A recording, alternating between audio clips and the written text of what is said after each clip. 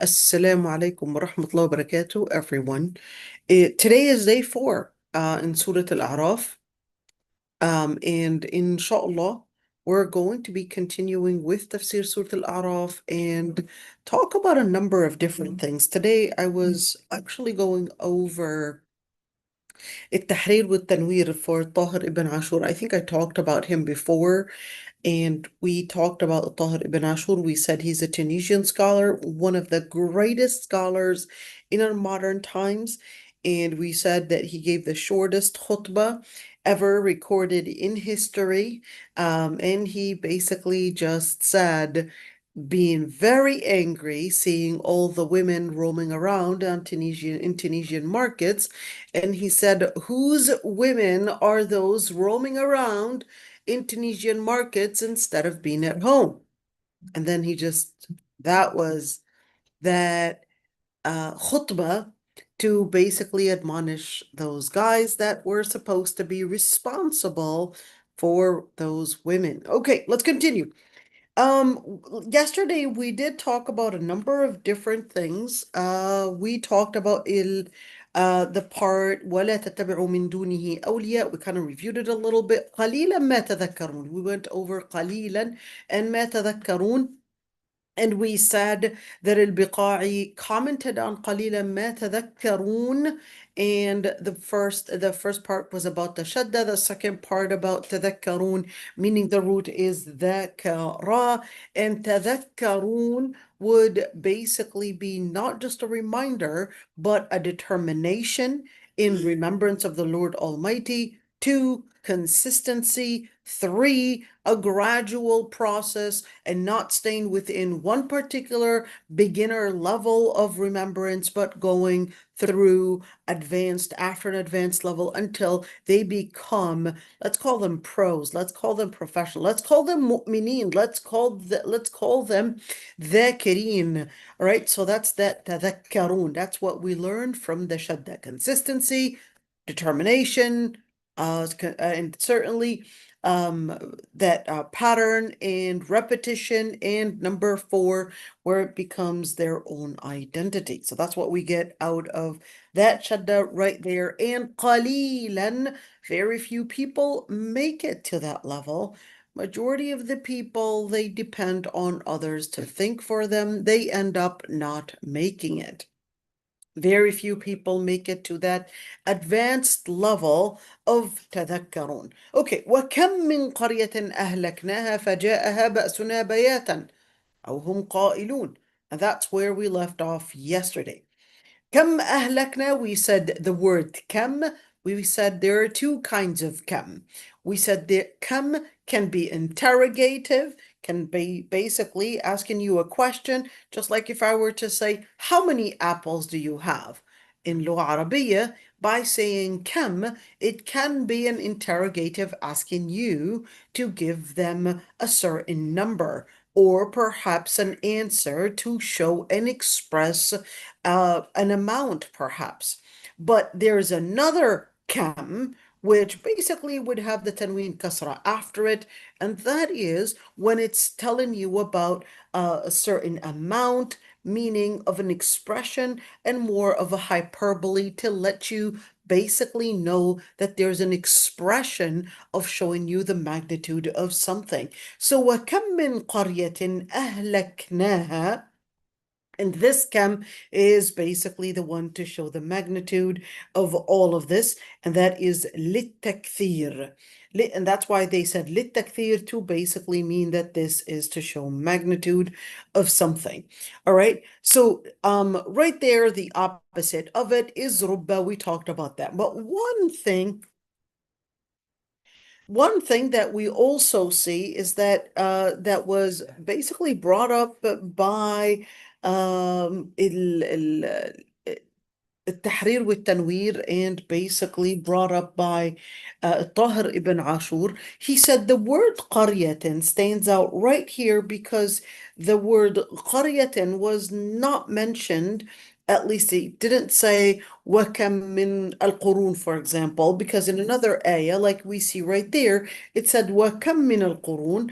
But when you see it in this ayah, it said وَكَم مِّن قَرْيَةٍ. So why did it talk about the qarya now? Why did it stand out to basically indicate the qarya?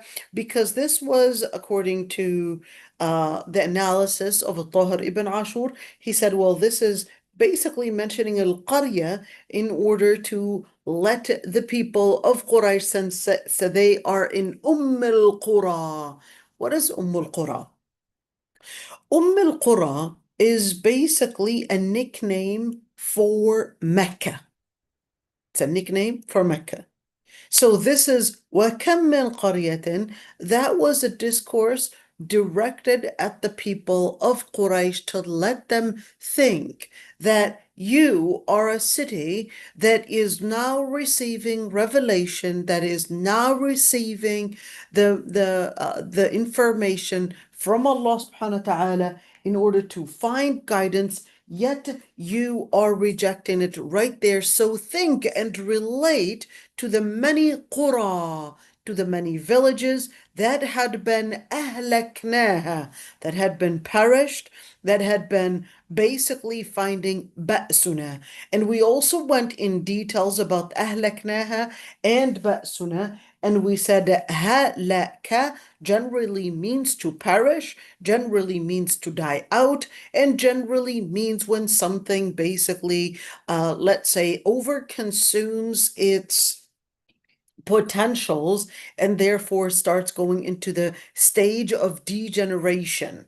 Okay, so goes into the stage of degeneration, and that's when, of course, it overconsumed its own potential, and then therefore now it's degenerating and therefore going towards getting perished or dying out. And certainly when we went into ahlaknaha فجاءها بأسنا, we went into speaking about that ahlaknaha, why did that come in first? So you had some scholars like al-Farra say, well, it really means the same thing, that they were decreed towards, that they were going to be destructed, so therefore they were destructed, really means the same thing. In other words, it's just giving clarity. It's just giving clarity or more commentary. So it's not basically lining up synonyms just next to each other. Absolutely not. The Quran is a coherent book and is not a book of just lining up statements of that would mean the same thing. Absolutely, it doesn't necessarily mean the same thing, but it basically, the idea, according to Al-Farra, would basically give us the information that it was destructed, that it basically was deemed or doomed to destruction by Allah subhanahu wa ta'ala. So therefore, the ba's or the decree of destruction by Allah subhanahu wa ta'ala came to them. فَجَاءَهَا بَأْسُنَا. That's when Allah subhanahu wa ta'ala basically had, since he had decreed their destruction, that's when they got ba'suna. Other scholars, they basically said, well, it's not necessarily a complete synonym, but there's a slight difference. They considered that ahlaknaha to mean that it was decreed towards getting the destruction or the torment by Allah subhanahu wa ta'ala. So therefore, here's that fat right there, which basically can mean, we said it can mean the fat to basically the explanatory fat, let's call it that way. And it can also mean the fat to give a certain sequence. The fat to give a certain sequence, meaning there was the decree first, and then the later consequence that later happened. It doesn't have to be later to mean by a very long time lapse like thumma, but it basically can mean that it was an immediate time lapse. It was immediately happening after Allah subhanahu wa ta'ala basically decreed that this nation had rejected the Lord Almighty's or wahi, or the decree of the Lord Almighty, basically. So therefore, immediately, they basically had received ba'suna. So we said ba's in the Quran can mean poverty, can mean destruction, or what we would call natural disaster, and can also mean the third, بأسنا, to basically mean this referring to war as well. Okay, now, does this mean war? Does this mean just a natural disaster, or does this mean poverty?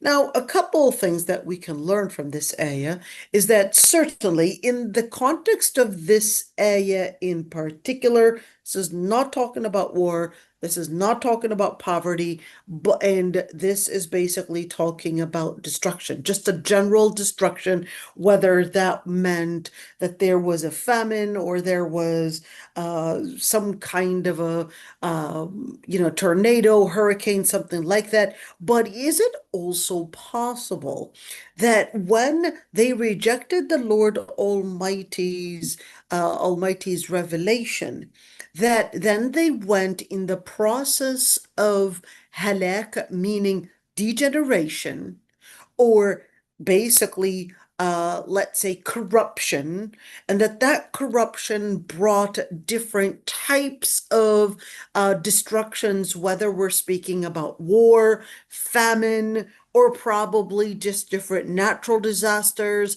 high rate in employment or unemployment, high rate in poverty, high rate in, all the different social disasters, as we're talking about probably an increase in violence, increase in maybe drug abuse or intoxication, all of that. Can this also mean that?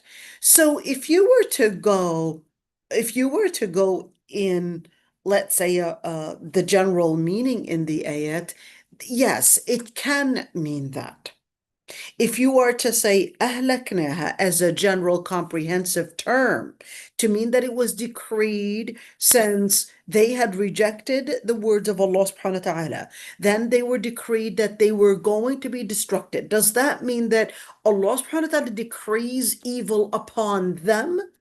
Or does that mean that they had chosen to reject and deny the words of Allah subhanahu wa ta'ala, and therefore that basically brought a consequence which Allah subhanahu wa ta'ala had decreed, exactly like the decree that Allah subhanahu wa ta'ala, let's say, created in nature.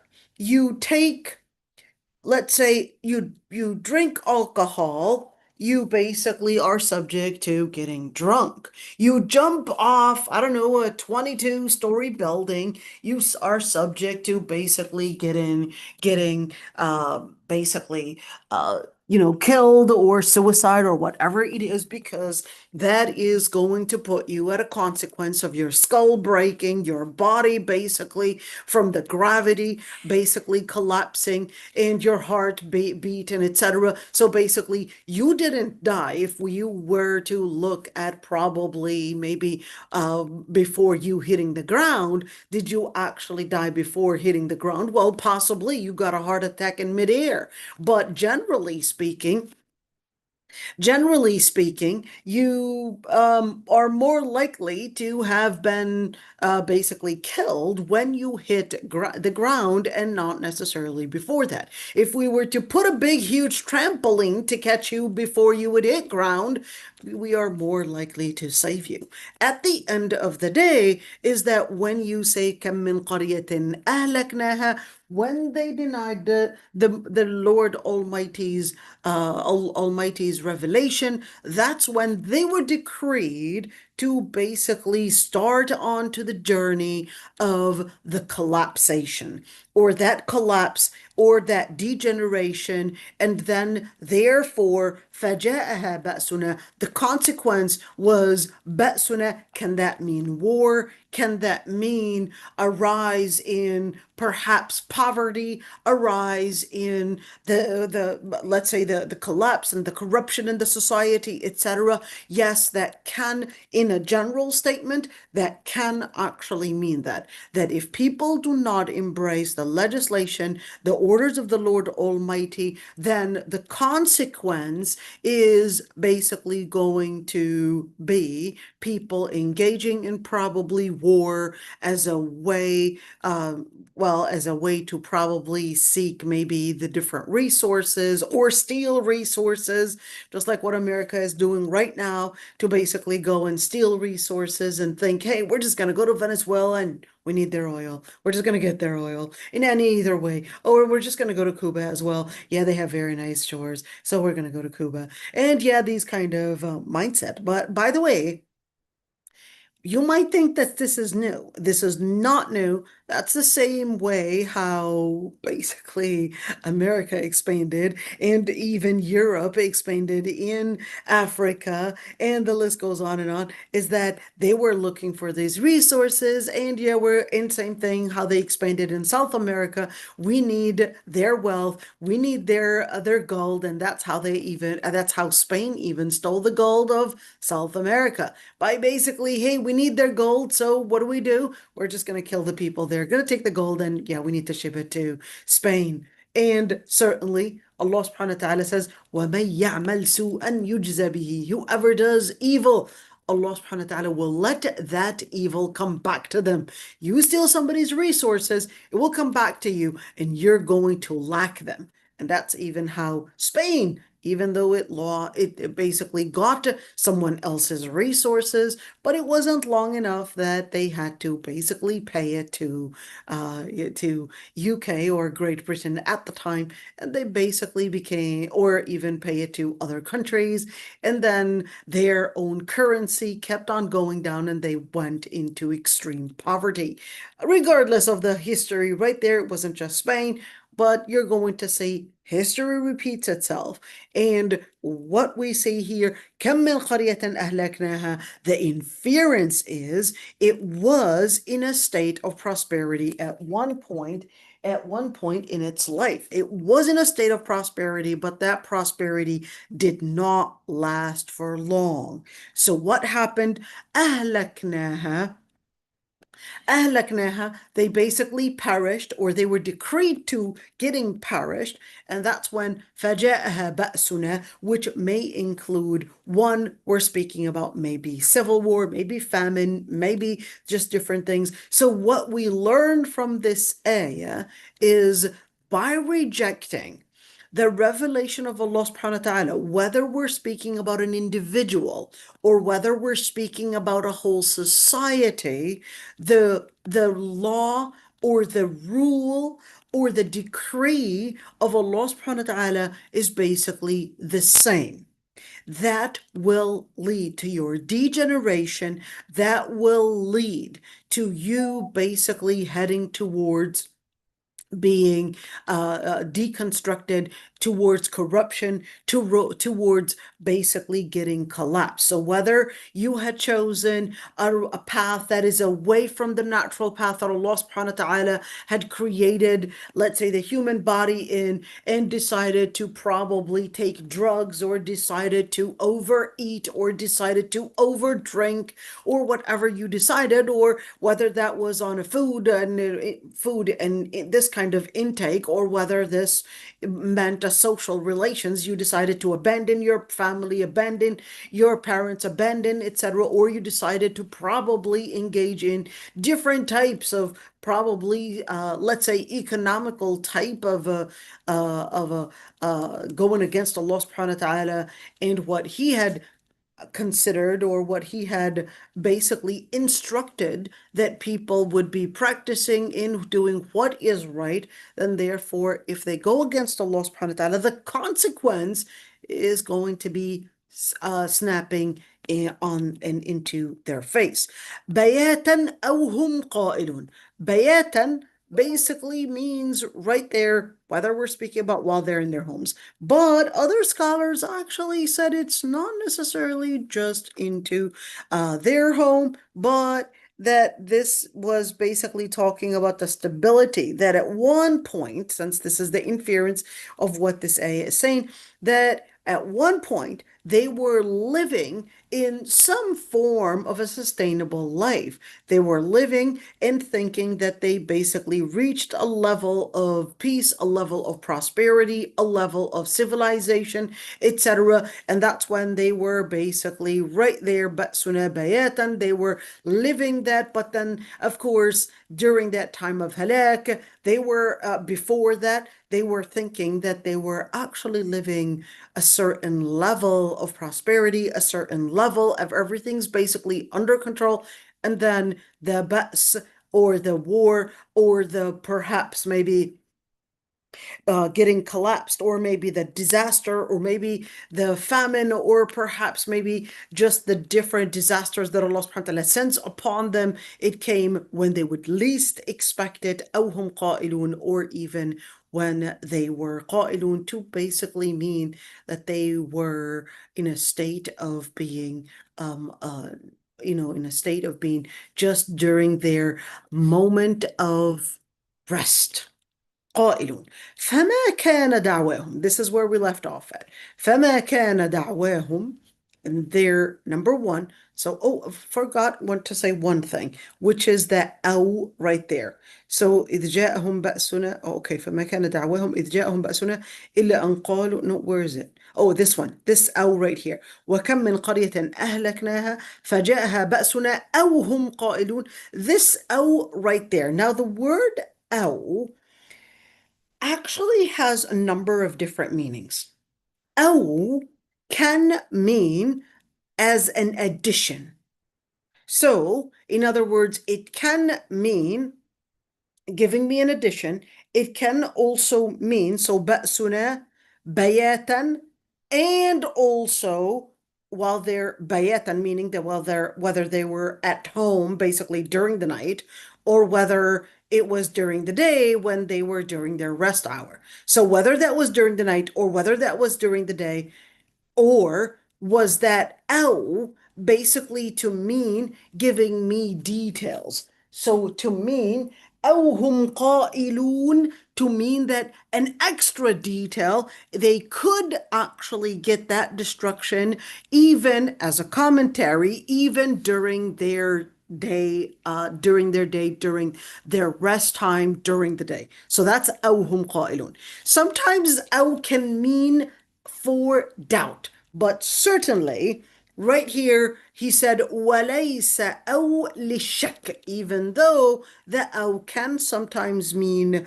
as doubt and being skeptic about something, but in this context it is not at all to be in doubt of the timing of it, but this is to give an extra commentary that that particular corruption, that particular torment can be coming to them during the night or even during the day while they are basically enjoying their rest time. Okay, so that was one thing. But let's go ahead and jump. فما كان دعواهم.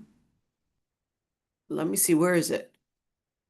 Yeah, I needed to, you could see I put this highlight in pink in order. Okay, here we go. So فما كان دعواهم إذ جاءهم بأسنا إلا أن قالوا إنا كنا ظالمين. And certainly the word is دعواهم. What their da'wah, or what then became their one. Does the word da'wah mean dua, or does the word da'wah mean claim?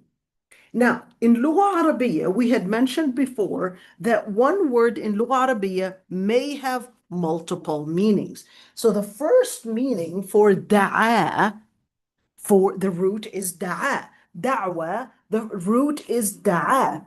So the first meaning for da'a is to invoke. What does invoke actually mean? To ask Allah subhanahu wa ta'ala, to basically seek or ask someone that is of a higher level, higher power than you, for certain help, for support, for prayer, etc. That's the first meaning for da'a. So were they making dua? Well, just like Fir'aun, while he was drowning, he basically said, آمنت بالذي آمنت به بنو إسرائيل. I believed in whatever Bani Israel believed in. He was really in doubt of even while he was drowning and seeing all of that. He didn't believe when he had seen the sea split open right before his eyes. He didn't believe when he had seen Prophet Musa alayhi salam basically do all those miracles before his eyes, because he basically wanted to let his arrogance be superior no matter what it takes. He was ready to fight to the last breath. But then even during the last breath, he surrendered, but it was al-ana wa qad asayt. Right now, it's too late because you're right now dying, so it's too late. To make repentance while you're dying basically does not count. The repentance that is accepted is way before that, not while you are dying or when the sun goes from the other side. That would not be counted as a repentance. So here, that's the first meaning, to basically mean a dua, to make that invocation or that dua. And that's why وَآخِرُ دَعْوَاهُم, meaning in Surah Yunus, that they basically made the last dua, the last thing, the invocation, when they started asking Prophet Salih alayhi salam to basically uplift that the torment that was heading towards them. And the second meaning, he said, وَقَدْ تَكُونُ الدَّعْوَى بِمَعْنَى الْإِدِّعَاء. That's the second meaning. It can also mean al-iddi'a, to mean the claim. The claim, or when we say the claim, we're talking about a confession right there. So they were saying, قَالُوا إِنَّا كُنَّا ظَالِمِينَ. They said, we were the transgressors. What is ظلم? When you say ظلم, let me first, in order for us to basically understand what that claim or what that testimony was looking like, we need to go back to the word ظلم, since, they're confessing about something, or they're basically right now, making a certain statement. So the word ظلم actually means to transgress. What does transgress actually mean? Transgress actually means to exceed the limit. So what limit are we talking about? Any limit that you go beyond the limit that was designed, that was considered as, let's call it a policy, then you had exceeded the limit. If there's a school policy and you decided to basically go against their policy, that would be considered as dhulm. If there's a certain policy that, of course, we know that there's a certain amount of food intake you're supposed to be taking. If you exceed the limit and you take more than the food intake you're supposed to be taking, then in that situation, ظَلَمُوا أَنفُسَهُم. You had oppressed, or you had exceeded the limit that is basically safe and healthy for you to take, and you decided to go beyond the limit, and therefore you had committed dhulm. If you exceeded the limit in what Allah subhanahu wa ta'ala had considers as the boundaries of how you relate to your parents, how you relate to your siblings, how you relate to the people around you, how you relate to your budget, all of that, then that would be considered dhulm. Now, the question is, who is the one that sets the general limitations to things? It's basically Allah subhanahu wa ta'ala. So when we say who defines ethics, who defines the definitions of whether this is exceeding the limit, who says that, oh, I can't talk to my mother that way? Who says? Why can't I be the reference? Why can't I determine whether I can talk to her that way or not? Because one day she basically did not nurse me enough, or whatever it is, or probably one day she didn't give me the cookie that I wanted and she insisted that I was supposed to be eating healthy foods. But hey, who is she to determine that I'm supposed to be eating healthy foods? All right. Now, when we look at who defines ethics, it is not you or I. It is not basically the people that define ethics, because there's absolutely no way that we can be subjective in our definition. What does that mean? In other words, every single person is basically created. We are created to be selfish. Yes, we are all selfish. We all have our personal interest as basically being the center of what we would consider the most important place of interest. That's what it means to be selfish.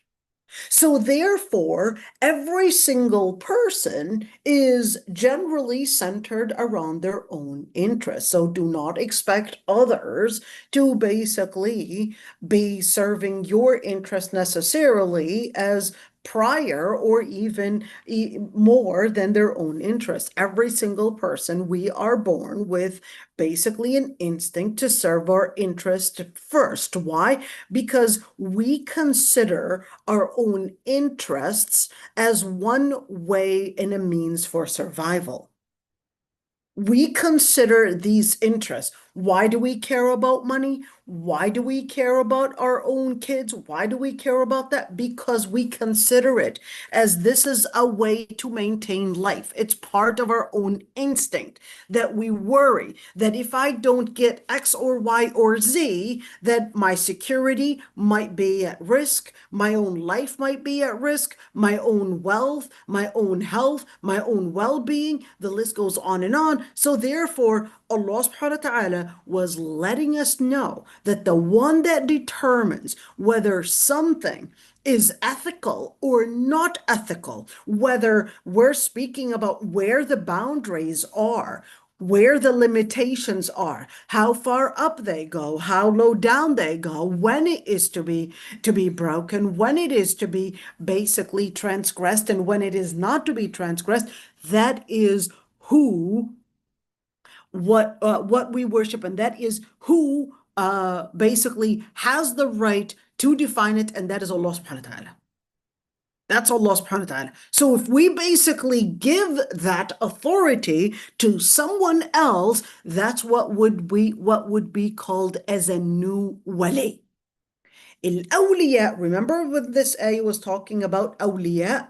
That's exactly what it is. That awliya right there. So al-wali, whether you let your wali be the system, you called it democracy, or you called it communism, or you called it whatever you call it, or whether you let your wali be, yeah, well, this government or this person or this group of people or this trend even. If you consider that they are the ones that you follow to help you understand what is cool and what is not cool and what is worthy, well, that's a wali.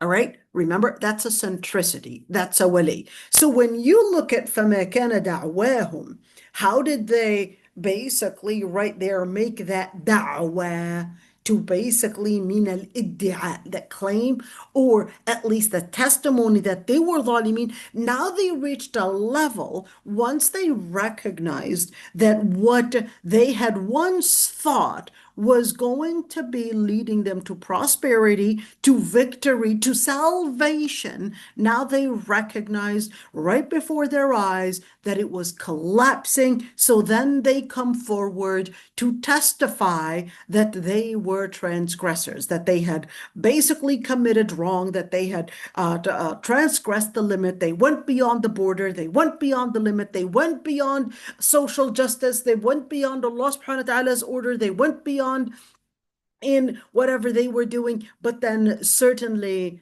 it is too late. Whether at an individual level, like Fir'aun, when he said, آمنت بالذي آمنت به بنو إسرائيل, or whether this was on a community level, and they basically just came in at the very end, when the torment was already there, now it is actually too late.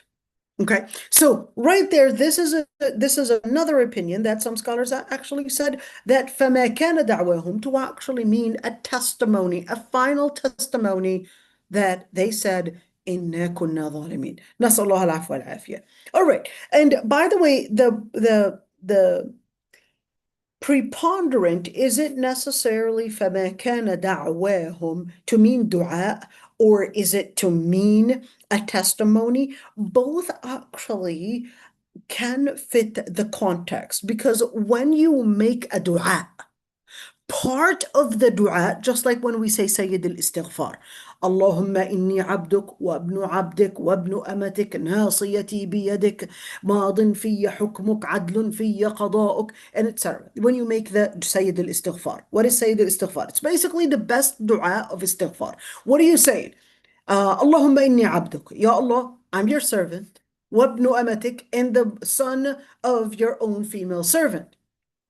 وابن عبدك وابن أمتك ناصيتي بيدك. My forehead, my head, in other words, my own life is in your hands. ناصيتي بيدك ماض في حكمك عدل في قضاؤك. All the different things that you basically had decreed, whether in legislature, is basically to be implemented on me, and whatever you decree upon me for perhaps something that I had committed something wrong, I know that it is just. It is always fair.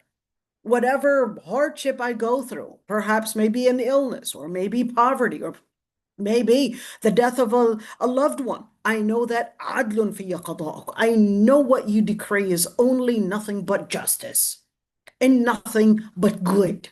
So therefore, أبوء بنعمتك علي. Ya Allah, I confess with all the different things that you had given me in basically in different largesse and different privileges that you had given me, and I confess it. وأبوء بذنبي. أبوء بذنبي. أبوء means I confess about my own dhanb, about the sin that I had committed.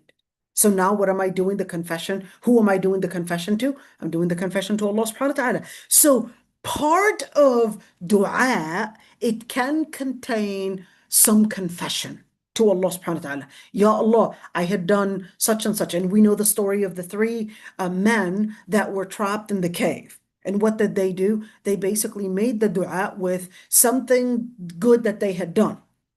The first one made the dua, Ya Allah, one day my parents were in need and I would go and hunt even though my kids are hungry, but I would serve my mother and father first.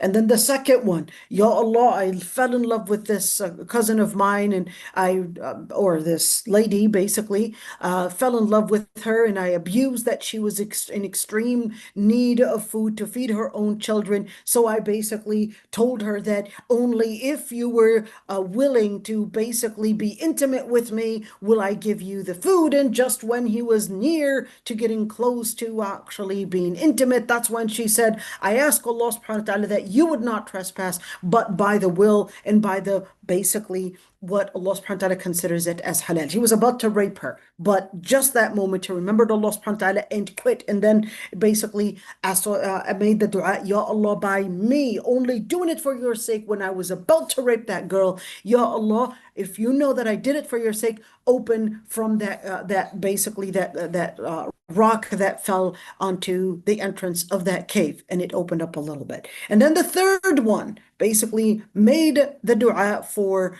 the man that, well, he basically had this poor man work for him, and then later he basically had invested the money that the man didn't come back to get. He invested it for the sake of Allah subhanahu wa ta'ala, and then many years later he would come back and he would say, you know, one day I worked for you and you didn't give me my stipend, and here I am, I'm coming back for it. But then he said, well, all of this is yours. And he said, how is this all of mine? I only came to work. It was just a one day of work. And he said, yes, I invested it for you, and here it is. So then he basically used that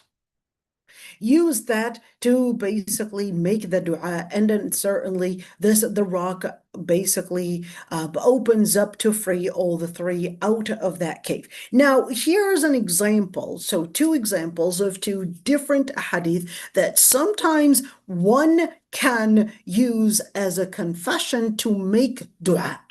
So a confession can be a way and part of the dua. All right, so there's no contradictory whether we said dua to mean da'wah, or whether we were talking about dua to mean dua, or whether iddia. Both can be right, okay? And both do not contradict each other, at least if we are aware of the context of those ahadith, whether dua al-istighfar or the dua for the three that were there. this does not contradict it, because certainly they were invoking, and along with the invocation, they would do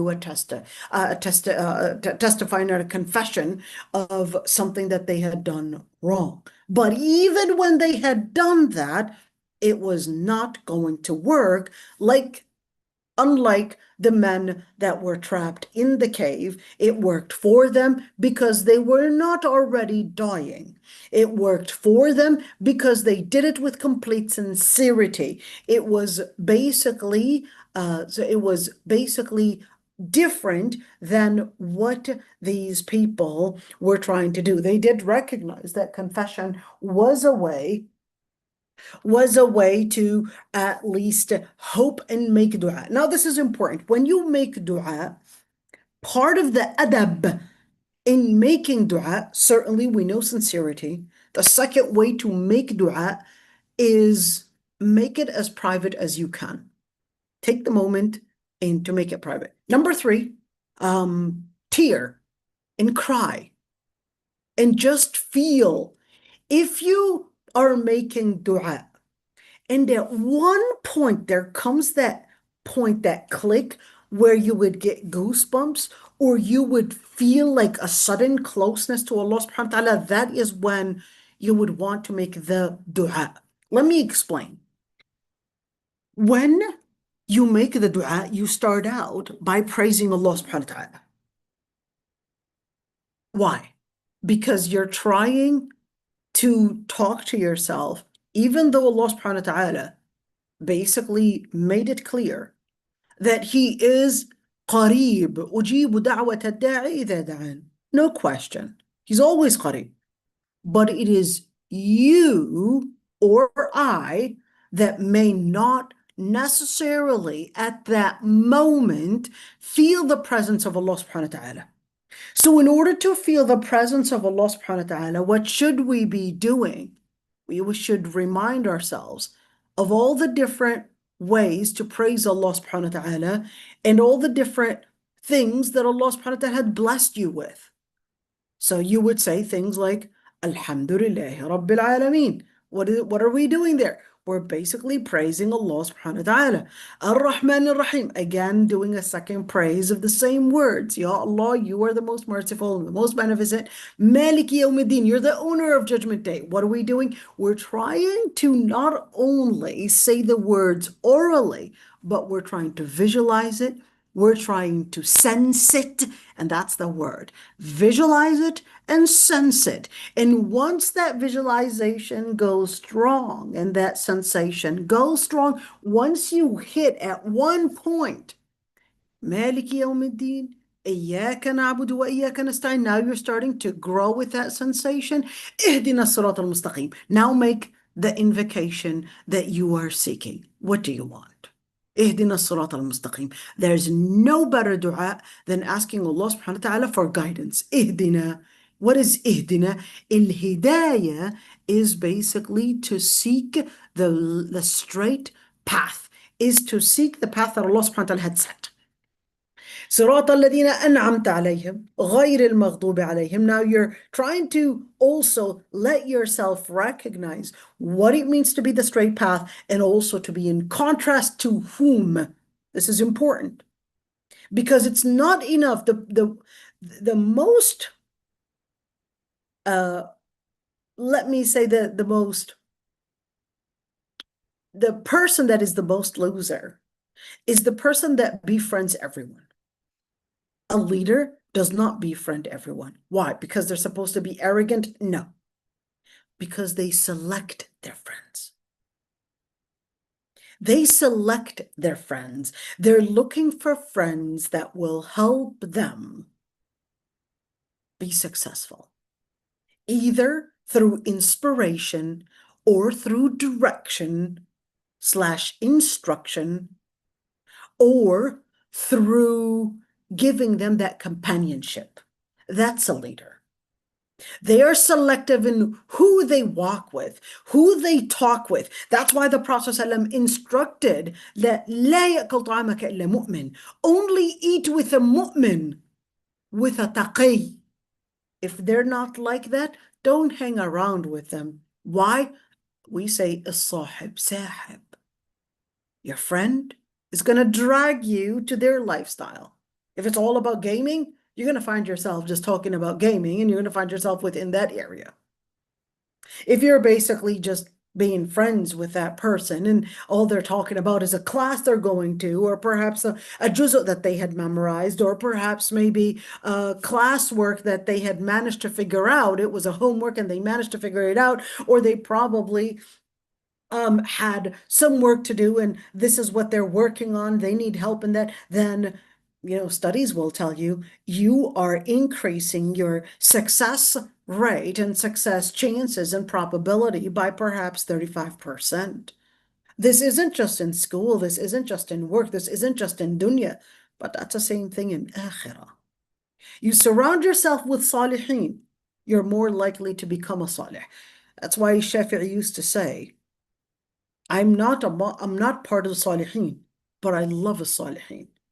I would surround myself around the salihin basically in order to perhaps even on Judgment Day, maybe one of these salihin friends, they might be the ones to intercede for me when they go to Jannah and they'll say, hey, they'll go to Allah subhanahu wa ta'ala, Ya Allah, Jannah is not a Jannah without my friend Zamzam. Can I please intercede for Zamzam? Or can I please intercede for Hasina? Can I please intercede for Umayyah? Can I please? And the list goes on and on. And then that salih person will be given the chance to intercede for that person. That's why you want a lot of salihin friends, because they might be the ones to intercede for you if you didn't make it. If you didn't make it, you want more salihin friends. And therefore, just looking at this one, that فما كان دعواهم إذ جاءهم بأسنا إلا أن قالوا إنا كنا ظالمين فلنسألن الذين أرسل إليهم وَلَنَسْأَلَنَّ الْمُرْسَلِينَ. Let's go right there, because what we need to see is al-Qurtubi and what he says. فَلَنَسْأَلَنَّ. Now, this fa right there, I forgot to talk about the فَمَا كَانَ دَعْوَاهُم and فَلَنَسْأَلَنَّ. Okay, there is another meaning for fa, which we did talk about the fa right there, but part of the meanings of al-fa is to lay out a certain sequence. Okay, let me clear that one up. When we say sequence, we can either talk about sequence in how things are lined up in order, basically apples next to the oranges, and I put next to the oranges, basically the cucumbers or whatever it is, okay, I put them in a certain order. Then can be another sequence of what I put first, the chronology, what I put first. Okay, and it doesn't have to be the order that I laid them out on the table, but it can be that I put in a certain thing first and then later and then so forth. And it could also be a sequence or a certain pattern of what this looks like in terms of the different things that may fall out in a certain order of how things might take place in terms of understanding the coherence and the statement or the story and how it connects all together. Okay, so when you say فَمَا كَانَ دَعْوَاهُم and فَلَنَسْأَلَنَّ, this is basically giving us the layout of how the story falls out. So this فَمَا كَانَ دَعْوَاهُم and فَلَنَسْأَلَنَّ, it can be the same meaning of fa. فَلَنَسْأَلَنَّ الَّذِينَ أُرْسِلَ إِلَيْهِمْ. We will ask those that had been or that had been receiving, or they basically got the prophets coming to them. Did they necessarily embrace them? Did they reject them? What happened? And وَلَنَسْأَلَنَّ الْمُرْسَلِينَ. And we will ask المرسلين. Who's المرسل? المرسل is different than المرسل.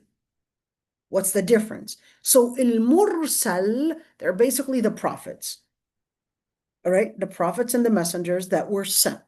Okay, now when you look at فَلَنَسْأَلَنَّ الَّذِينَ أُرْسِلَ إِلَيْهِمْ, the ones that basically They had the prophets and the messengers sent to them. They were sent to them. How did you relate, and what did you believe about the prophets that had come to you? That's the first question. When will that happen? That will happen on Judgment Day, or even in the grave. Yes, the Prophet ﷺ in the grave, the Prophet ﷺ mentioned that in the grave, that we will not pass the grave until we are asked about four things. Number one, we will be asked about the ilm. We will be asked about the shabab, our time, our youth time. That's when you were most vibrant, when you most had the energy, you most had basically the time. What did you do during your youthhood? Not when you're past 40, but when you were that time vibrant shabab. That is around age 13 and almost 33. What did you do during that time? Why that time? Because that is the time when you were free of most of the different responsibilities. That's when you had the most time. That's when you had the most energy. That's when you were capable of investing in the most. And unfortunately, during our times, they basically would let the teenagers think that you're a teenager, you can just play, it's okay. But not what the hadith are telling us. The hadith are telling us that we should instruct those shabab, those youth, that this is your golden era. This is your golden era. Don't delay the beautiful privileges that you would have, whether we're speaking about a privilege of time, a privilege of even intelligence. Their intelligence is basically a lot better than somebody that is older, because they're capable of being, one, decorative, creative, and certainly they're capable of creating new patterns that before the others did not necessarily succumb to the previous patterns, but they're going to be creative. So this is the time to actually invent and invest in your own potentials. This is not a time to lose your potentials, but a time to invest in your potentials, to be creative in how you can bring the best service to Allah subhanahu wa ta'ala. And that's what will make the crux of the main determination for your destination on Judgment Day. It is you that determine that moment. What did you do with your money? That money that you got, what did you do with it? How did you spend it? Where did you get it from? And then we got number 4. So we talked about the ilm, we talked about the shabab, we talked about also the time. What did you do with the time? The ilm, where did you get the ilm from? What did you do with the ilm? How did you invest the ilm? What did you do? Did you apply it or did you not apply it? Did you even try to seek ilm?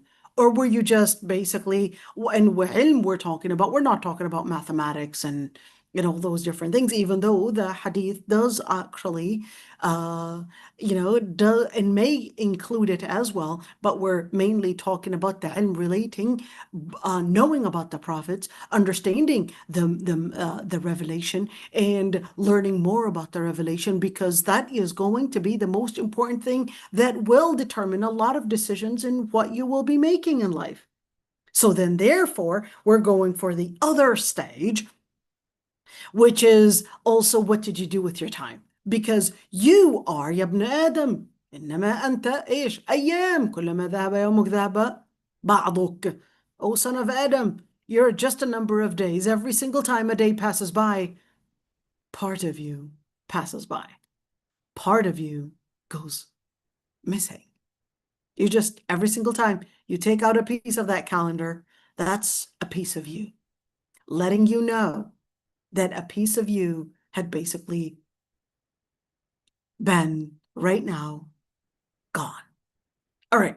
Now, when you look at فَلْنَسْأَلَنَّ الَّذِينَ أُرْسِلَ إِلَيْهِمْ, so the question right there, of course, is whether they're being questioned in the grave or whether this is basically a question in the hereafter. So certainly this is an indication that al-kuffar, or the disbelievers, will also be held accountable. Now, when we look at, of course, ثُمَّ إِنَّ عَلَيْنَا حِسَابَهُم, that's in Surah Al-Ghashiyah, then that we will. And of course, thumma is an indication that this is referring to Judgment Day. Why? Because of the time lapse.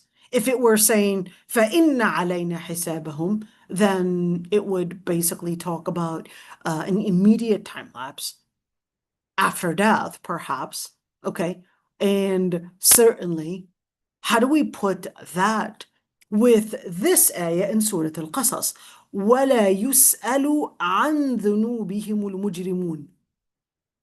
So if this ayah says they will not be asked about what they had committed, well, isn't that a contradictory with the previous ayah? ثُمَّ إِنَّ عَلَيْنَا حِسَابَهُم. So are they going to be questioned or not?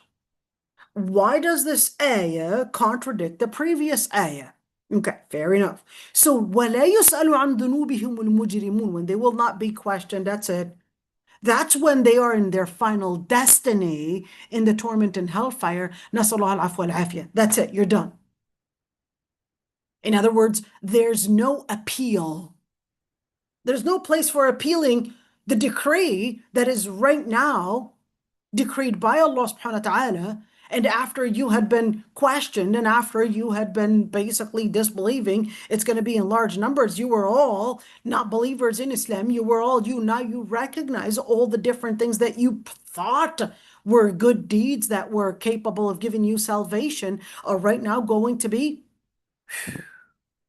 flown away, and they're not going to be there because you did it for the sake of probably people, for the sake of getting fame, or for the sake of making money. You didn't do it for the sake of Allah.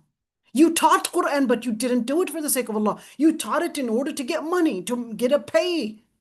You taught it in order to be called a shaykh or shaykh or whatever it is. Nasallahu al-afwa wal-afiyah. And we know that the Prophet ﷺ said 4 people are going to be أول من تسعر بهم النار. The first that will get hellfire basically blazing at them. He mentioned a mujahid. He's going for jihad. Did he put his life at risk? Yes, he did. Did he get killed? He got killed in the battle. He became a shaheed. And then what happened?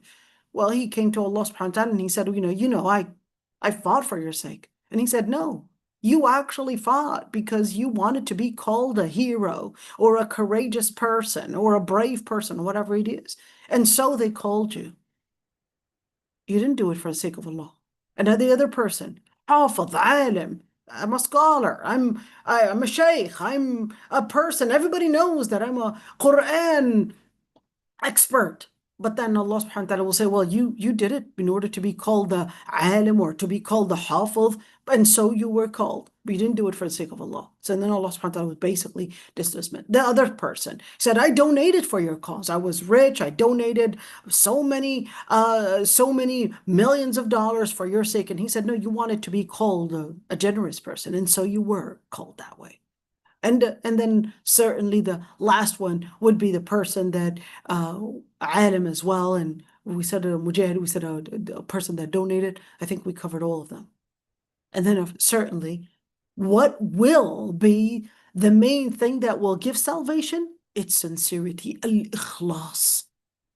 That's why the Prophet ﷺ said, إِنَّمَا الْأَعْمَالُ بِالنِّيَّاتِ وَإِنَّمَا لِكُلِّ امْرِئٍ مَا نَوَى فمن كانت هجرته إلى الله ورسوله فهجرته إلى الله ورسوله من كانت هجرته لدنيا يصيبها أو امرأة ينكحها فهجرته إلى ما هاجر إليه. Everything is really determined based on your intention. How sincere were you? And when you look at that one, فَلَنَسْأَلَنَّ الَّذِينَ أُرْسِلَ إِلَيْهِمْ وَنَسْأَلَنَّ الْمُجْرِمِينَ. This is to also indicate that even the disbelievers will be held accountable. But when the ayah وَلَا يُسْأَلُ عَنْ ذُنُوبِهِمْ الْمُجْرِمُونَ, this is talking about when the final decree of that they will be punished by hellfire, that's when there's no question. That's the end of it. So this is talking about a different stage. But in the earlier stages, and remember, there are different stations, different stages, and different stations in or on Judgment Day. So you could see in Akhirah has mawatin. What is mawatin? Mawatin actually means different stations. So first station, they will be held accountable. The second station, they will not be asked. Khalas, that's it. The decree had basically taken place. And certainly the question, so why would Allah subhanahu wa ta'ala even ask them? فَنَسْأَلَ الَّذِينَ أُرْسِلَ إِلَيْهِمْ. He already knows what they had done. Why even ask? Because Allah subhanahu wa ta'ala is al-adil. Even if you know that the person is guilty, you would still give them the chance to speak. Because Allah subhanahu wa ta'ala, He said, إِنِّي حَرَّمْتُ الظُّلْمَ عَلَى نَفْسِي. I had decreed that oppression and injustice is forbidden upon me. So therefore, let it be forbidden upon you as well. That is, if Allah subhanahu wa ta'ala himself is the Lord of the worlds, He defines ethics, but He regarded that oppression is something that He prohibited and forbidden upon Himself. So therefore, you should forbid it upon yourself as well. So when Allah subhanahu wa ta'ala basically here is asking, فَلَنَسَأَلَنَّ الَّذِينَ أُرْسِلَ إِلَيْهِمْ, we'll ask them, did you get the revelation? Did you get the prophets? And He knows that He did send them. And that's why He said, وَمَا كُنَّا مُعَذِّبِينَ حَتَّى نَبْعَثَ رَسُولًا, is in Surah Al-Isra. Allah subhanahu wa ta'ala says, we will not punish any nation unless they had received the revelation. وَمَا كُنَّا مُعَذِّبِينَ حَتَّى نَبْعَثَ رَسُولًا. But of course, this question here, if he already knows the answer, why would he question them? It was a سؤال تقرير, سؤال توبيخ وإفضاح. What does that mean? Let's look at these three words, because certainly, تقرير, it's an informative clause. It's to let them know you already had received them. So this is an interrogative clause to let them respond and say yes or no, but because the answer is absolutely you had sent someone. But this is to give them that informative clause. Now you know, and we all know that those prophets were sent. Tawbih. What is tawbih? Tawbih is basically more of a derogatory question. It's a derogatory statement to let them know, didn't I send you this? You know that I did. So this is to let that arrogance basically get ifdah, exposed. To expose the arrogance that was once there. Nothing is worse than that arrogance basically turns into humiliation. Just at one point, they were bragging and basically speaking about, and you watch and see, just like when you look at al-Qaddafi, who was, working in the lives of people with such arrogance, where he would be willing to put people basically get executed in the middle of a place literally like a sports arena. Or even rape girls. You just put his hand over their heads and it's like, that's the girl that I want. That's what led him to getting humiliated right between everyone, where people don't even know where his grave is, and people, even though this is a person in our modern history, but al-Qaddafi was acting in such arrogance that he was humiliated right before everybody, and he was found hiding in a sewer. Those are the people, and we're going to see one day Trump's arrogance. We're going to see where that is going, because nowhere and never in history did we find any leader that had any arrogance but become humiliated like never before, because only Allah subhanahu wa ta'ala is al-mutakabbir. Anybody that acts in such kibriya, that acts in such pride, such arrogance, Allah subhanahu wa ta'ala will humiliate them in the dunya before even akhirah. Watch and see. Watch and see. Anybody that acts in such arrogance in the dunya before akhirah, they will get humiliated. Okay. So what about the prophets? Why were they even questioned? This is سؤال استشهاد بهم وإفصاح. So why was he asking the prophets? He's not asking the prophets in order to respond, but this is to let a complete trial right there, to let those that were disbelieving, let the prophets say, and at least just like when just like in Surah Al-Ma'idah, when Prophet Isa alayhi salam was asked, did you tell them that you were God? Did you tell them that you wanted them to take you and your mother as gods? And he said, I only told them what you had ordered me to say. ما قلت لهم إلا ما أمرتني به. I only told them what you ordered me to say. I didn't say anything else.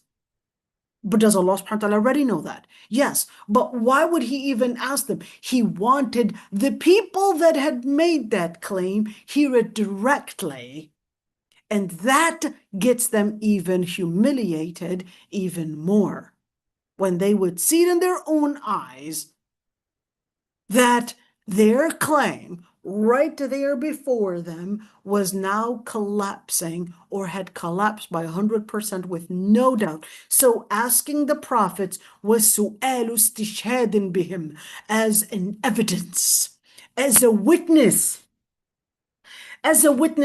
right before them. And that is basically ifsah, to give clarification, to give exposure to all their claims and how it falls right there. And certainly this is not at all to doubt the prophets and whether they had delivered the message or not.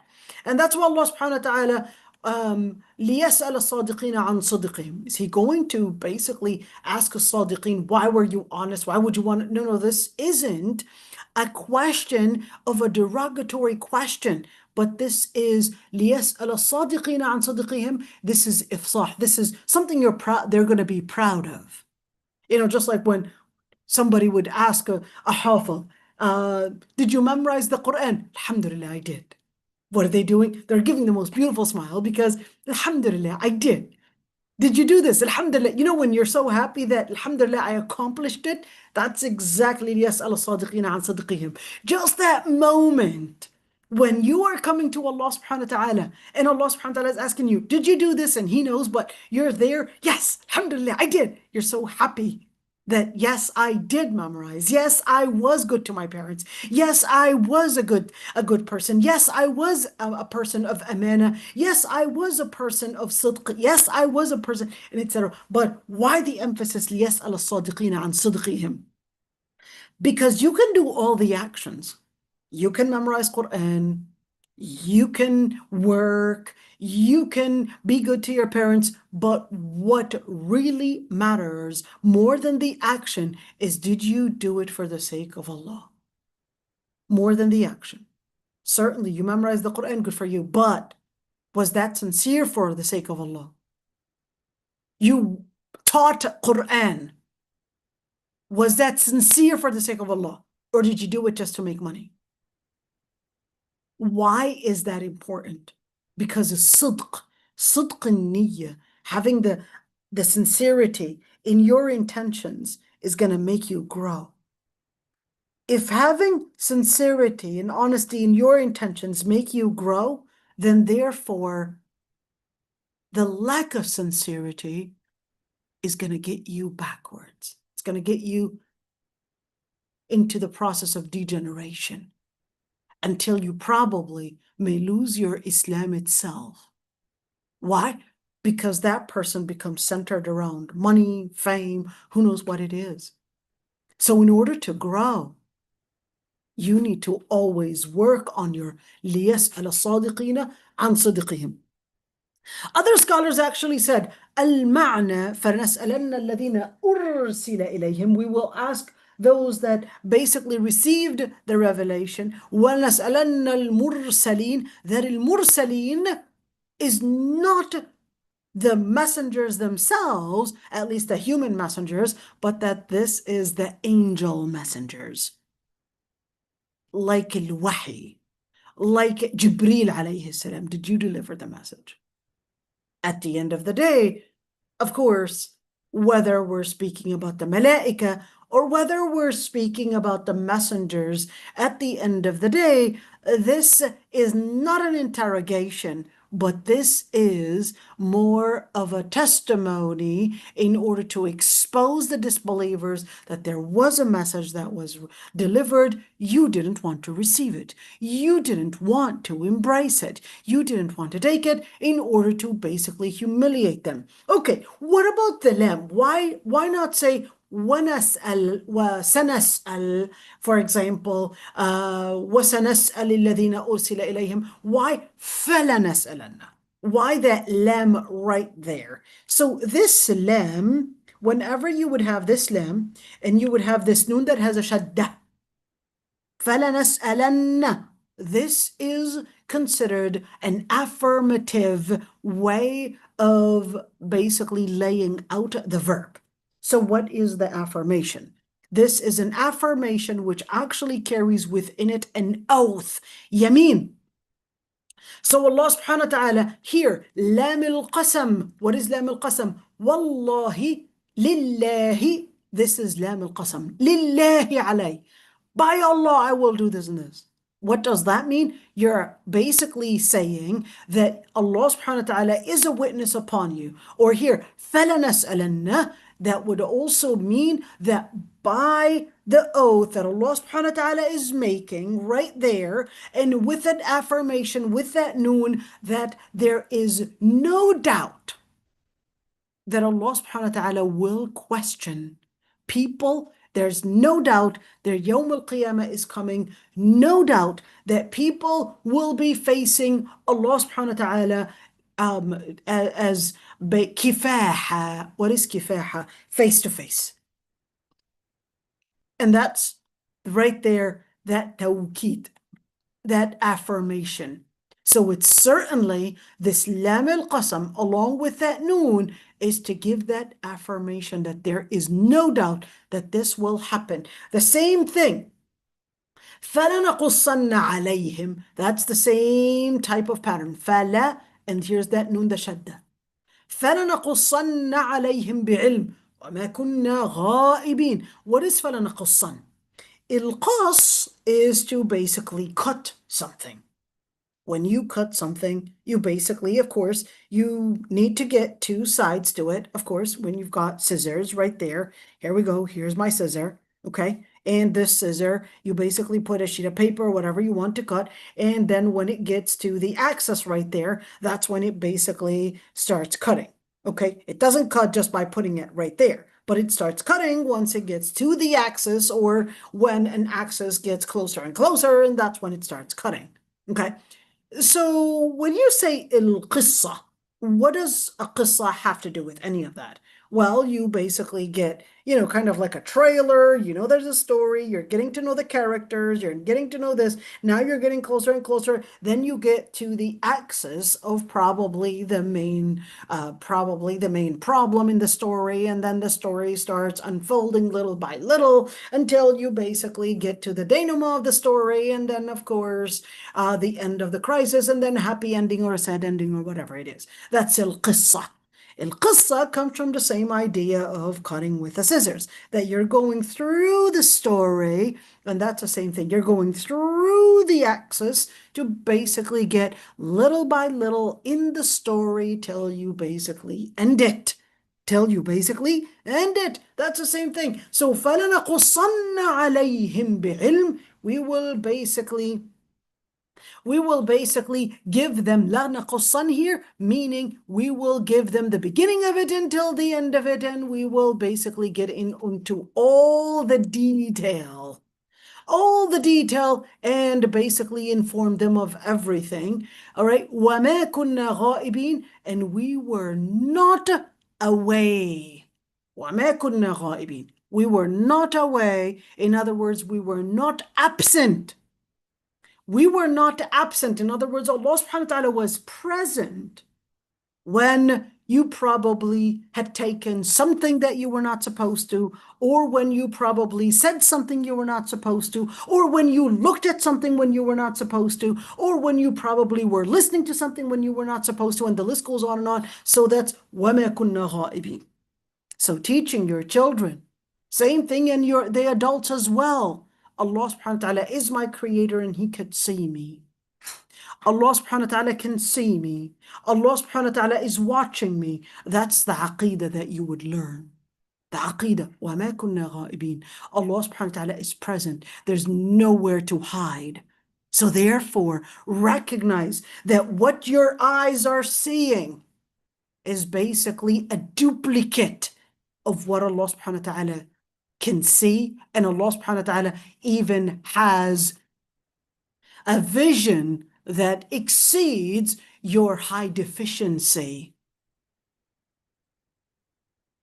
It exceeds that limit. Your vision is limited, but Allah subhanahu wa ta'ala has another para camera right in your eye, and he could basically see exactly what you are seeing. Your eyes acting like cameras that you are seeing through the lens. Guess what? Allah subhanahu wa ta'ala has another duplicate of that version. So he knows what you're looking at, and he knows what you're listening to, and he knows what's going on into your head, and he knows what's going on into your heart. So you basically cannot run away. وَمَا كُنَّا غَائِبِينَ.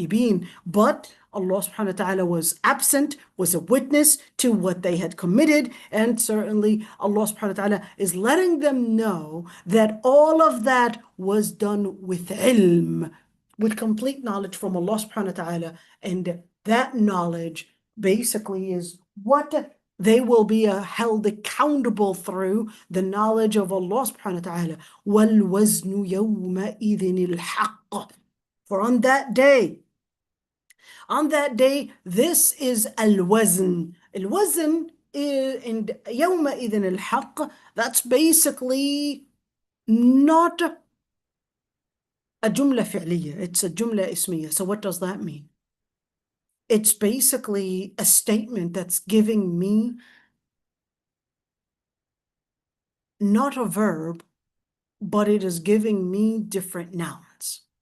And in Lugha Arabiya, when you say a statement containing verbs, nouns, this is more of a factual statement, a statement that is laying out a fact. وَالْوَزْنُ يَوْمَئِذٍ الْحَقِّ. On that day, that mizan, what is wazana? Wazana actually means, so we're looking at this one, actually means to weigh something. What does it mean to weigh something? To see whether something is heavy or light. That's to weigh something. To weigh what then? Are we weighing the people? Are we weighing their deeds? Or are we weighing the books that contain their deeds?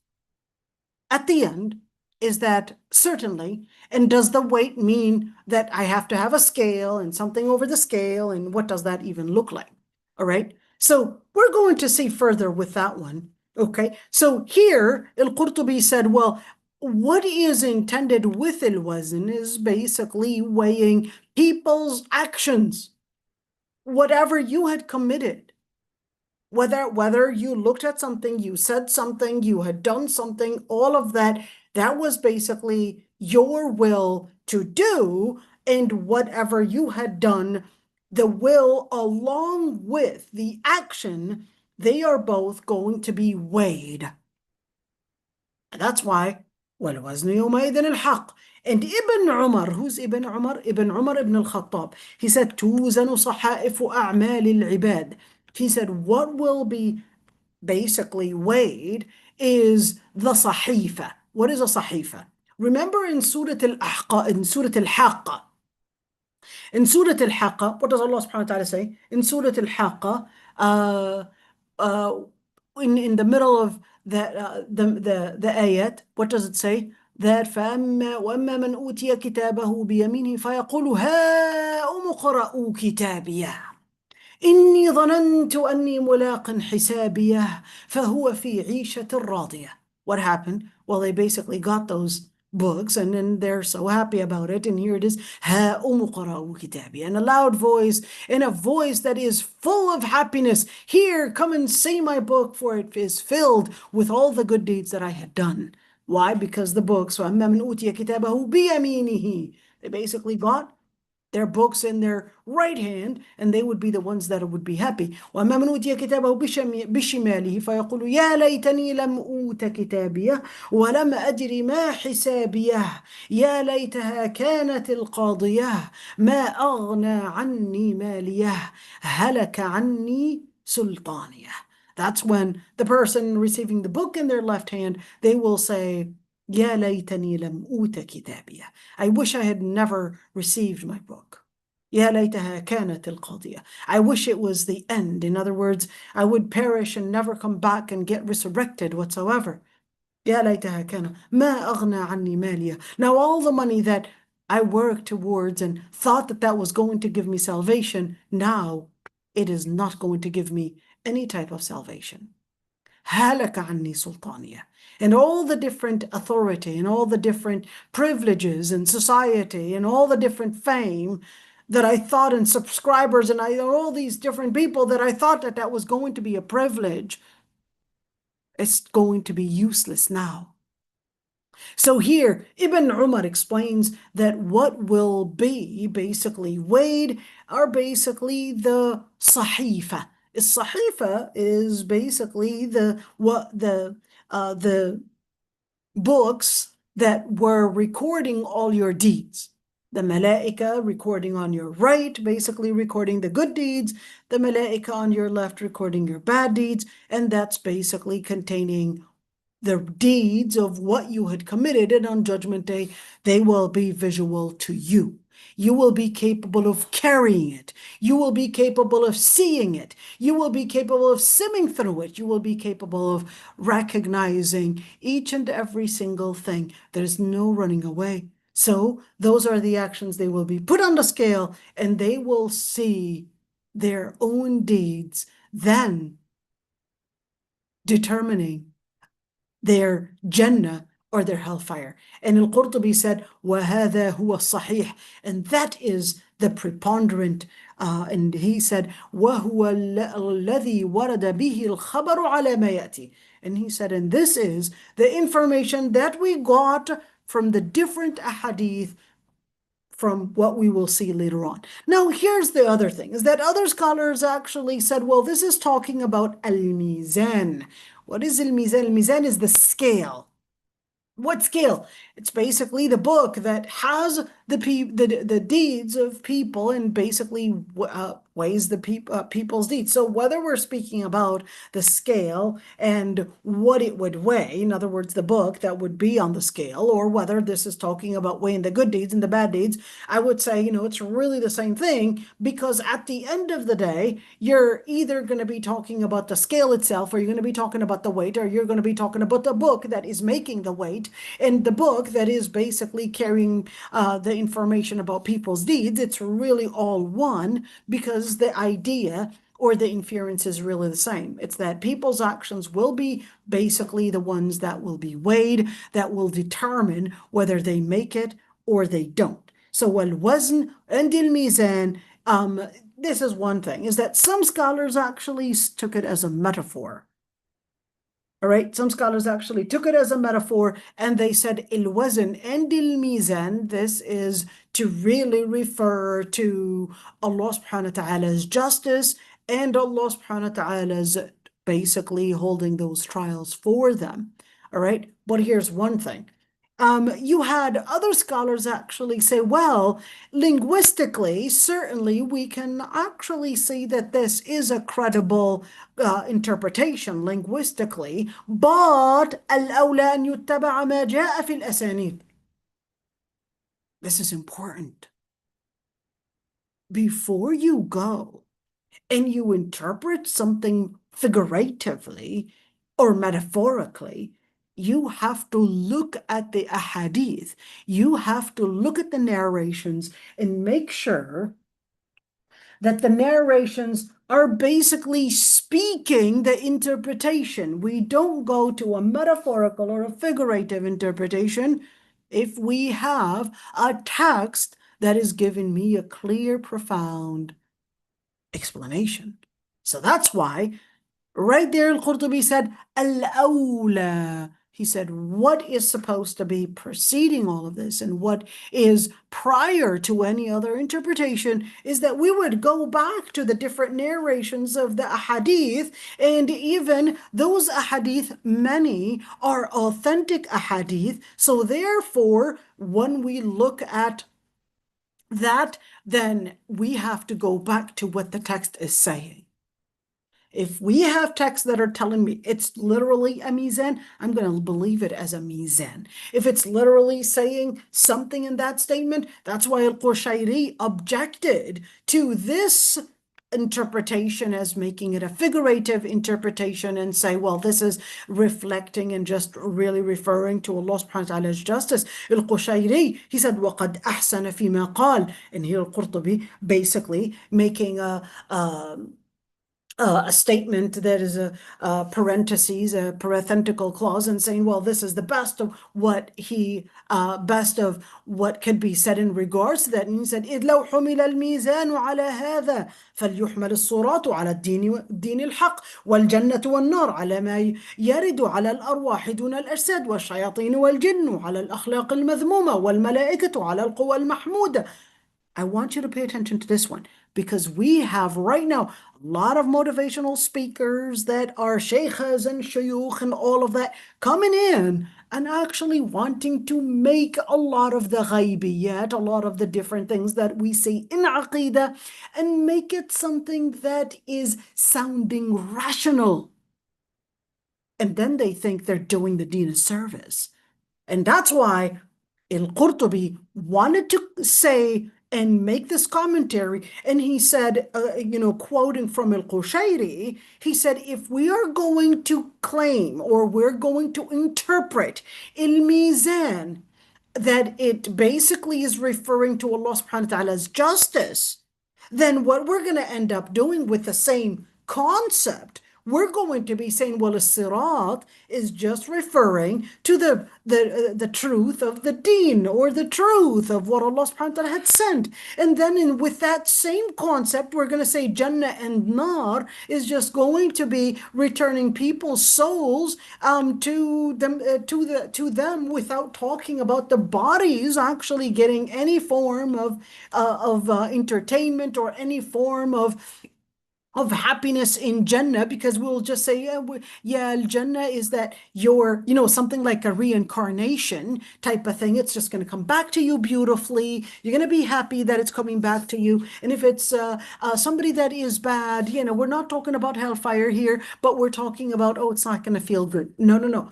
The ahadith are clear. And then if we're going to use the same concept, we're just going to say shayateen and jinn is just referring to bad morality, and not necessarily referring to real creatures that are evil creatures, that are things that we cannot see, and then someone else might actually say, this isn't necessarily referring to that. Notice that he's completely objecting to it.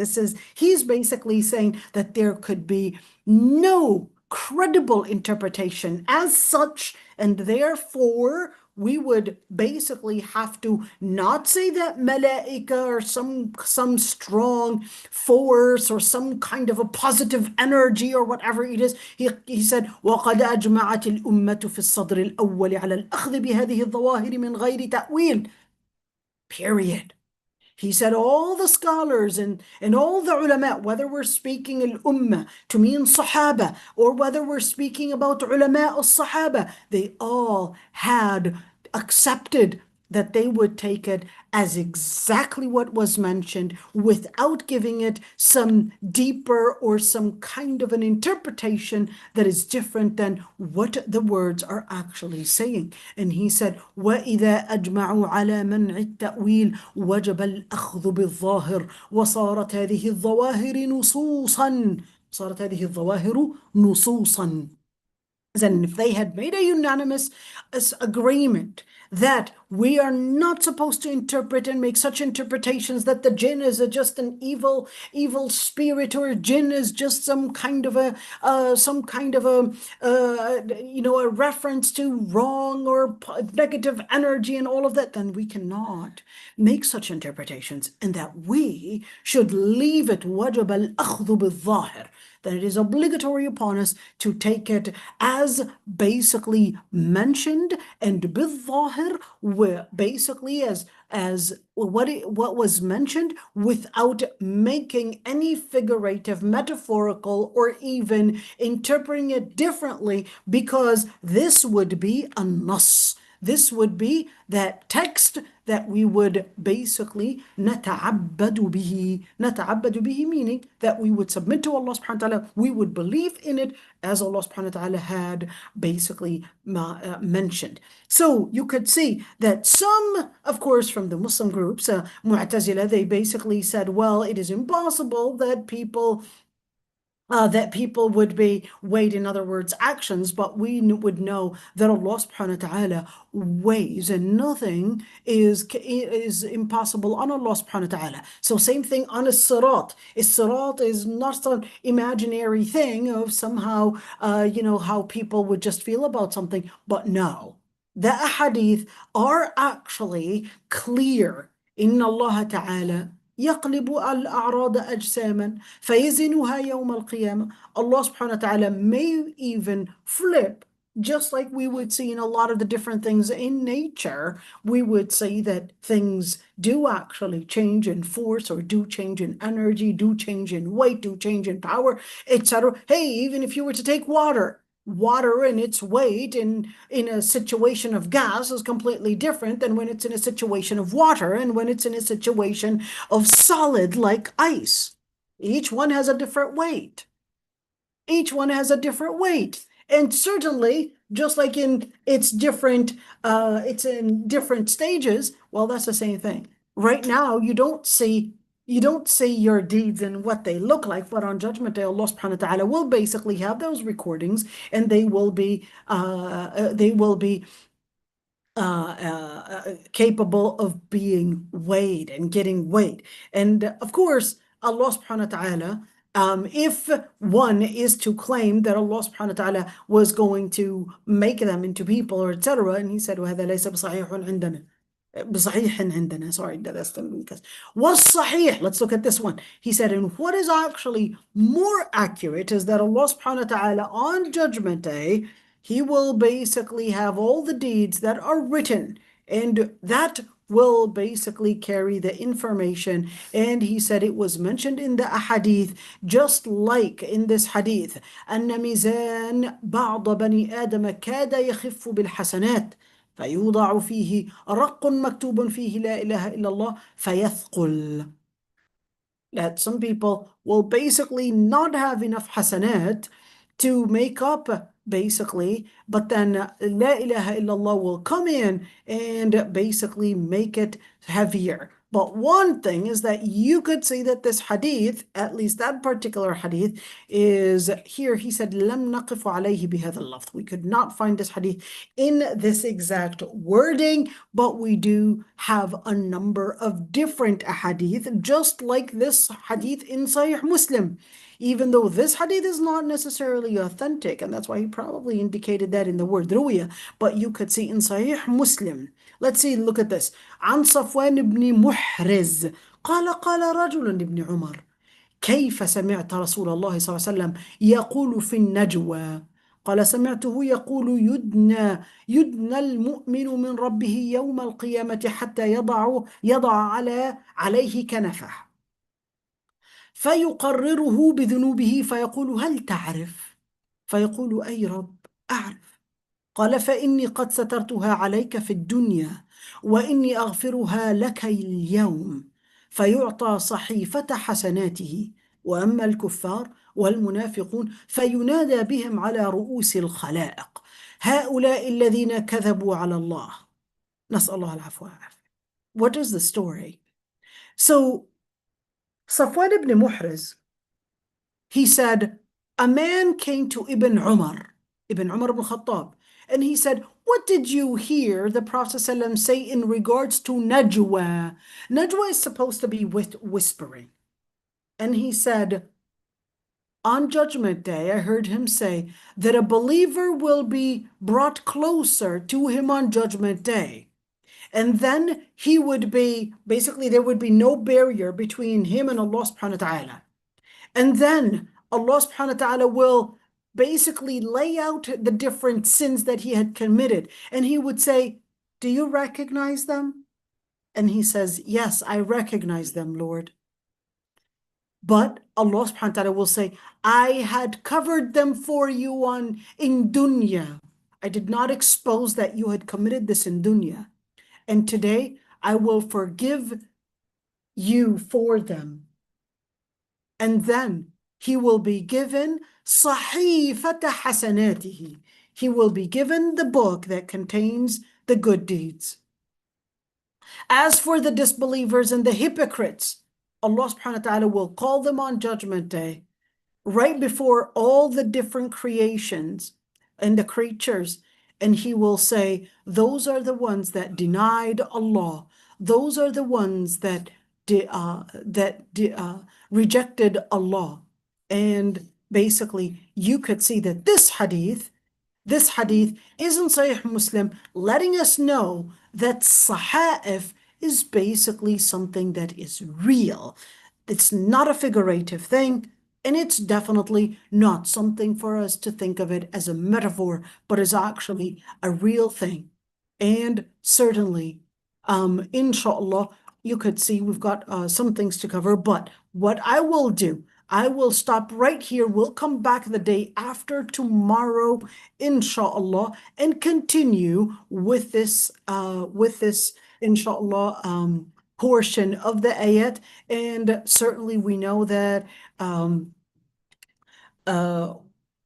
subhanahu wa ta'ala basically Allah subhanahu wa ta'ala basically tells us وَالْوَزْنُ يَوْمَئِذٍ الْحَقِّ فَمَنْ ثَقُلَتْ مَوَازِينُهُ فَأُولَئِكَ هُمُ الْمُفْلِحُونَ. And that is, well, we'll stop right here. فَمَنْ ثَقُلَتْ مَوَازِينُهُ, whoever's mizan is basically heavier in truth, in piety, those are the ones that will make it to Jannah. May Allah subhanahu wa ta'ala make us amongst those that are muflihun, amongst those that ثَقُلَتْ مَوَازِينُهُم بِالْحَسَنَاتِ. May Allah subhanahu wa ta'ala make us amongst those that Allah subhanahu wa ta'ala will tell them, أُدْخُلُوا الْجَنَّةَ أَنْتُمْ وَأَزْوَاجُكُمْ تُحْبَرُونَ. Enter Jannah, you and your spouses, you and your children. Allahumma ameen, Allahumma ameen. If there are any questions about what I had said, go ahead, my friends. I would love that you would ask the questions here, because I'm sure, in the recording, it does actually help for those that are listening to the recording, basically, find this as a useful answer and beneficial, inshallah. So if anybody has any questions, you can go ahead and unmute yourselves. I think I did give you the ability to unmute yourselves. Sheikh, assalamu alaikum. Wa alaikum assalam. I'd like to know, Your voice is extremely low, dear. I can barely hear you. Can you hear me now? It's a little better, but let's see. So there are some sins that get exposed, and what could be the wisdoms behind? We get really ashamed of the exposure. I can barely hear you, Wallah al-Azim. Can So you hear some me now? sins, not really. I think it's the same thing, but I'll put my head really close. So do it again. Some sins get exposed, and we really get ashamed of the exposure of the sin. So what could be the wisdom behind? Allah subhanahu wa ta'ala covers some sins of ours, and some sins get exposed. What could be the wisdom behind? Okay, fair enough.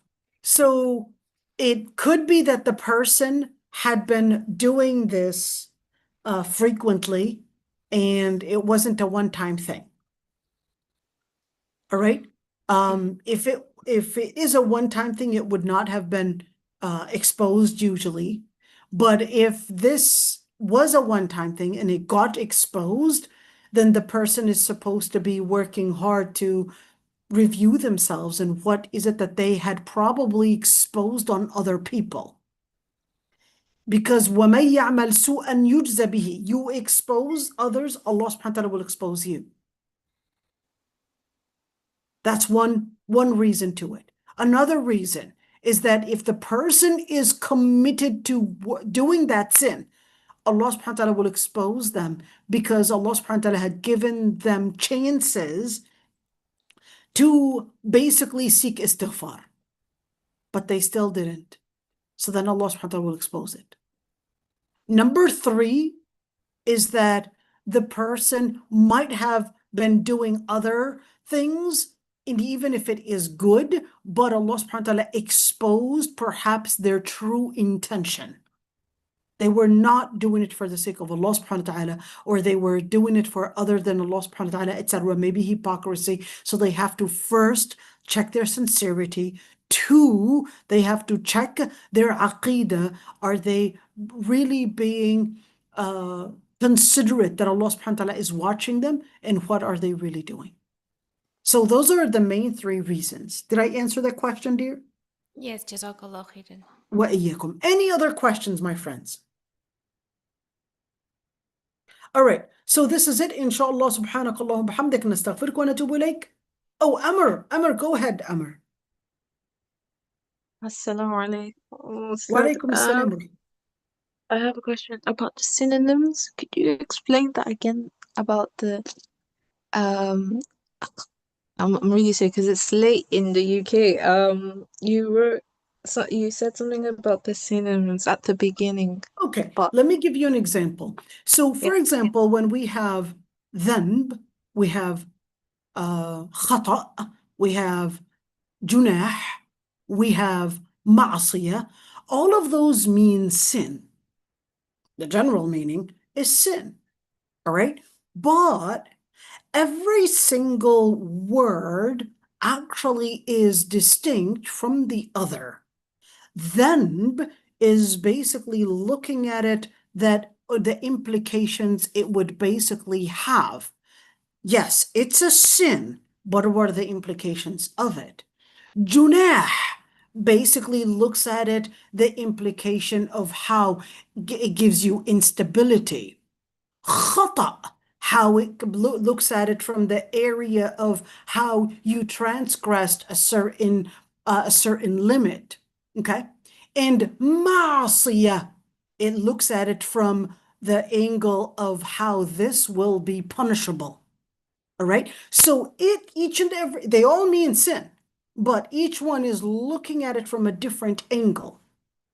All right, in Lugha Arabiya, there's no such thing as a complete synonym, that this word means exactly the same thing. No, there's no such thing in Lugha Arabiya.